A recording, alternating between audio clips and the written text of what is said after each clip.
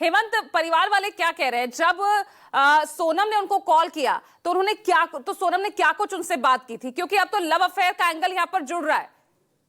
हेमंत,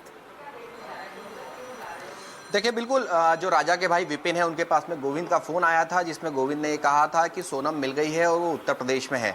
और मिलने के बाद बातचीत जब हुई थी तो उन्होंने सिर्फ इतना ही कहा था कि सोनम रो रही है, डरी हुई है, वो कुछ भी नहीं कह पा रही है, बताने से डर रही है। इसके बाद ढाबे पे जो मौजूद था ढाबा संचालक, उसने पुलिस को सूचना दी।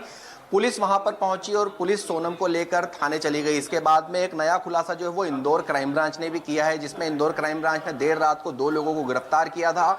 उन 2 लोगों की गिरफ्तारी के बाद में ये हो सकता है कि सोनम को कहीं ना कहीं इस बात का डर हो कि अब वो पकड़ी जाएगी। इसके बाद सोनम जो है वो अचानक से किसी ढाबे पर मिलती है। उसके पहले इंदौर क्राइम ब्रांच 2 लोगों को गिरफ्तार कर चुकी होती। तो इस पूरे ही एंगल में कहीं ना कहीं समझा जा सकता है कि किसी ना किसी तरीके का जो घटना को अंजाम देने वाले जो लोग हैं वो इसके पीछे डरे थे, क्योंकि उनको पहले ये लग रहा था कि ये घटना को अंजाम देकर वो शिलोंग के अंदर इस पूरी कहानी को खत्म कर देंगे। लेकिन पुलिस ने जब कड़ी से कड़ी जोड़ी, कॉल डिटेल्स निकाली, उसके अंदर कॉल डिटेल्स में जो सोनम का मोबाइल था, उसके 2 मोबाइल थे, दोनों मोबाइल की कॉल डिटेल्स, उन्होंने किस किस से बात की है, उन बातों को निकाला गया। और इसके साथ ही सबसे बड़ी चीज पॉइंट ऑफ व्यू से अगर मेघालय पुलिस की बात किया तो मेघालय पुलिस ने सबसे पहले ये देखा कि मध्य प्रदेश के कितने नंबर ऐसे जो शिलोंग के अंदर चल रहे हैं। उन नंबरों की डिटेल निकालने में काफी समय लगा। इंदौर क्राइम ब्रांच ने अंदरूनी तौर पर इसमें बारीकी से पूरे मामले की जांच की और जो सोनम की कॉल डिटेल थी, सोनम किन लोगों के टच में थी, शादी के पहले किन लोगों से बातचीत करती थी, वो सारी कॉल डिटेल जो है वो इंदौर क्राइम ब्रांच ने निकाली। और उसके बाद में उन लोगों का पता किया गया है कि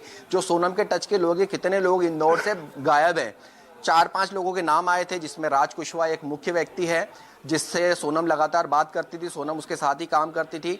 उसकी तलाश की गई, वो नहीं मिला। जब राज नंबर के टच में जितने लोग तलाशा गया तो कड़ी से कड़ी जो है वो इंदौर पुलिस ने बहुत बारीकी से जोड़ी है। मेघालय पुलिस ने भी इसके अंदर बड़ी सफलता हासिल की, लेकिन देखा जाए तो इंदौर पुलिस की एक बड़ी सफलता है, जिसके बाद इंदौर पुलिस ने इस पूरे मामले का खुलासा किया है।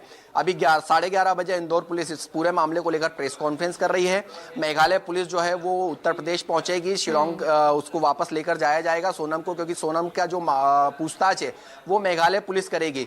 घटना जो है वो शिलोंग में हुई है, हत्या का प्रकरण शिलोंग के अंदर दर्ज हुआ है, इसलिए पूरा जो पूछताछ का जो पॉइंट जो पूछताछ करेगी पुलिस, वो सोनम से शिलोंग में ही की जाएगी। तो इस पूरे ही घटनाक्रम में जब हमने उनकी मां से बात की तो उनकी मां ने एक साफ तौर पर यह कहा था कि घटना का अंदेशा उन्हें पहले से था, क्योंकि जब राजा इंदौर से जा रहा था तो उसके पास में सोने की चेन पहनने का उसको मना किया था। लेकिन जब राजा से पूछा कि सोने की चेन क्यों राजा पहन कर गया है, तो उसने मां को यही बताया था कि सोनम ने कहा है इसलिए मैं पहनकर जा रहा हूं। दूसरी बात, सबसे बड़ी बात इसके अंदर यह निकलकर सामने आई है कि जो जाने की प्लानिंग थी वो सोनम ने की थी और आने की रिटर्न टिकट भी नहीं हुई थी। तो इससे समझा जा सकता है कि सोनम ने किस तरीके की प्लानिंग की थी।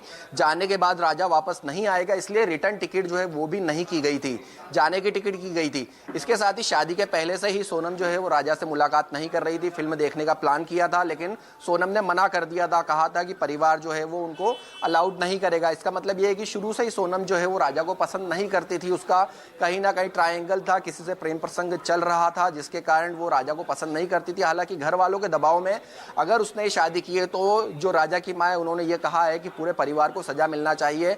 अगर ये बात थी तो अगर वो पहले बताते तो शायद आज हमारे बीच में राजा जिंदा होता। जी बिल्कुल।